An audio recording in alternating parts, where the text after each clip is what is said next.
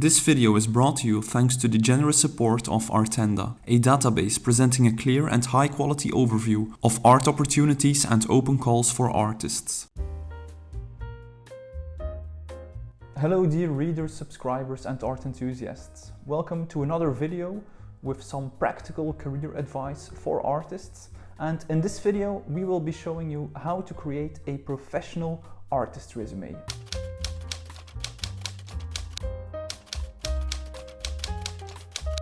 If you want to be taken seriously as an artist, having an artist resume is absolutely necessary. From my personal experience as a gallery director, but also as a contemporary artist, one of the first things a gallery director or a collector is looking for is the artist resume. It is in fact sometimes even the first page they consult when they visit your website, before they look at your work. When the artist does not have a professional artist resume, or when it's not set up correctly, or even worse, if they don't have an artist resume at all, then chances are they will not go forward and work with you, or in case of a collector, collect your work. The interest in and the credibility of the artist will collapse instantly.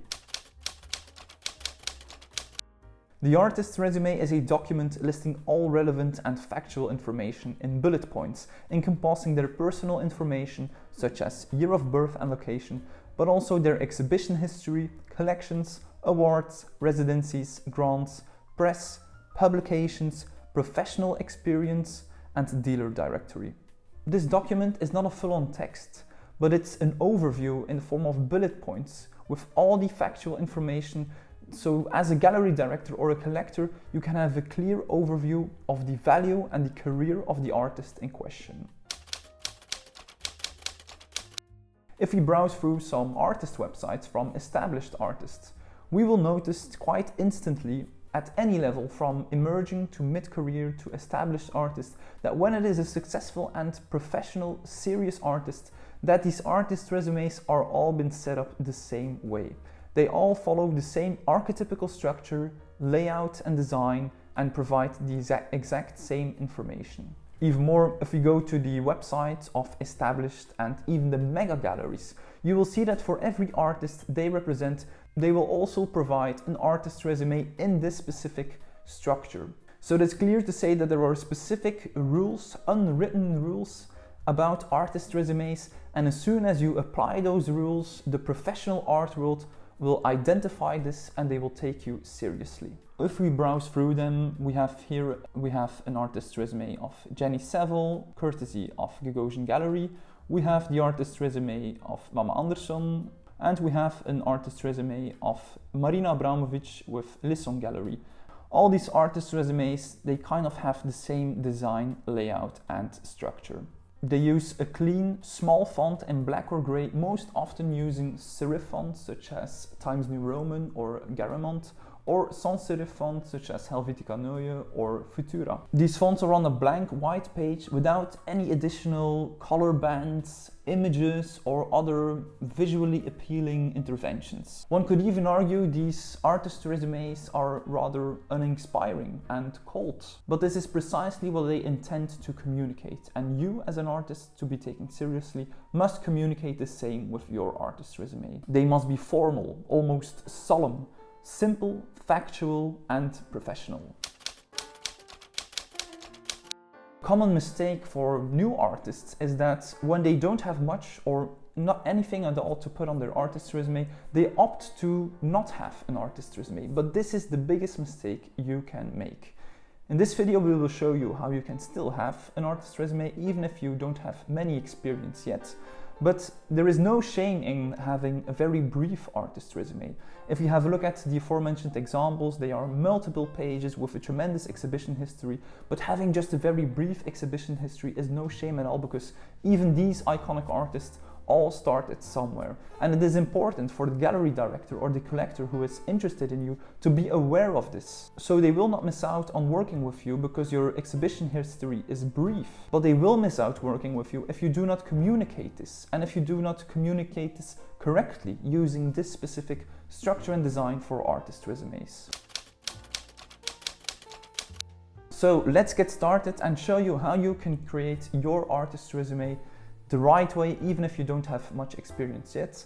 what information we need to include in the artist's resume, and also how we can design it correctly. I believe the best and easiest way to do this is by using a template, and so we have created a template for artist resumes that is ready to use, and that's ready to use for no matter what level you are as an artist. This is the template I am talking about. It is very simple and straightforward, exactly how it should be with an artist's resume. So let's go through the template.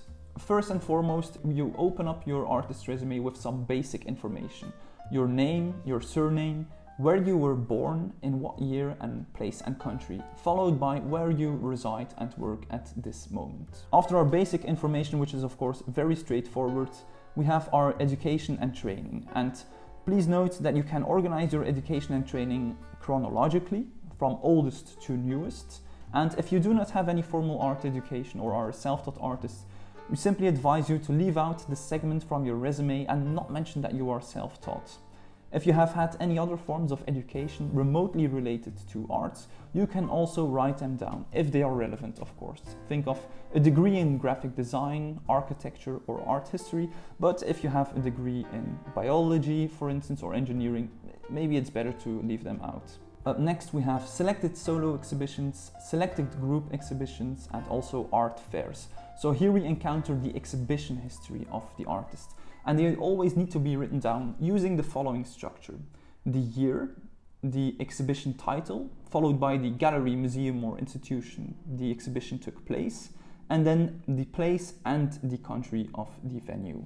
If you don't have a lot of exhibitions yet, it is possibly a good idea to compile those three together and create one overview of all selected exhibitions, and then you possibly can specify if the exhibition was a solo show or a group show in parentheses at the end of the exhibition title.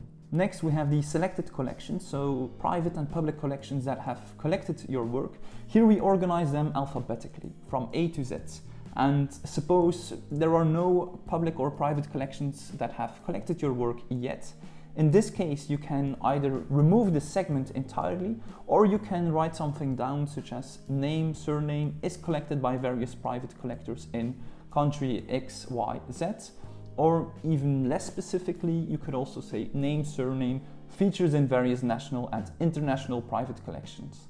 This way, we'd still have the collection segment on the artist's resume without having a vast amount of renowned private and public collections that have acquired our work. Up next in the template, we encounter awards, residencies, and grants. Awards, residencies, and grants are great assets to have on your artist resume because they are a validation of the art world, as an institution has selected, rewarded, or recognized the high-end quality of your work. Here they are organized chronologically, from newest to oldest, as with the exhibition history.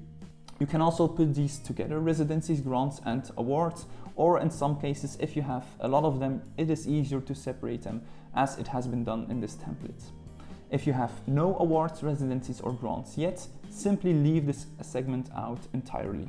Up next, we have selected press and publications, so bibliography.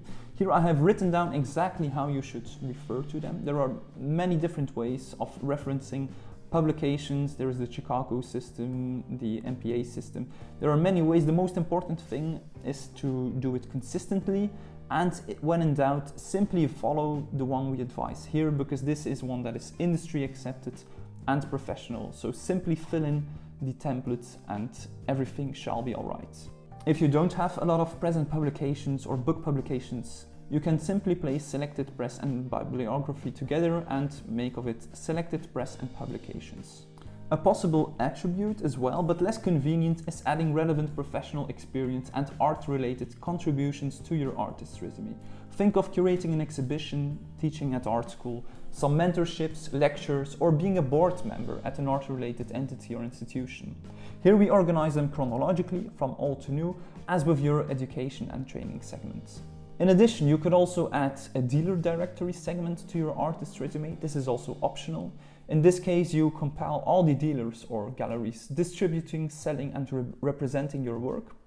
This segment is, as I mentioned, optional, but adding this to your resume will increase the trust of your dealers so they will be very happy, and most often happy dealers equals happy sales. So now it is up to you, and it's time for you to create your artist resume. Whether be it with the template that I just mentioned or the full article for this video, how to write an artist resume. In this article, we go through all the steps. We show the structure that you need and the example, so you can set up your own template or your own artist resume by reading this article, or if you want to save some time and avoid making any mistakes, or simply want to support our activities, our publishing activities, feel free to purchase this template at just $2.50.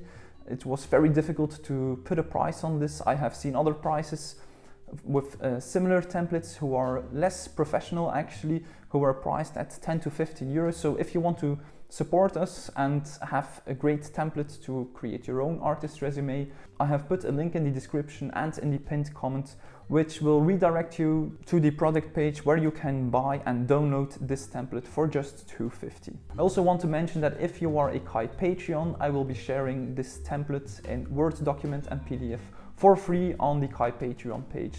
So thank you for your support, and thank you for considering purchasing this template. That's all for today. Thank you very much for tuning in, and feel free to watch our video on how to become a successful self-taught artist in just 6 steps next. Support us on Patreon, and please consider subscribing to stay posted for more contemporary art. Bye.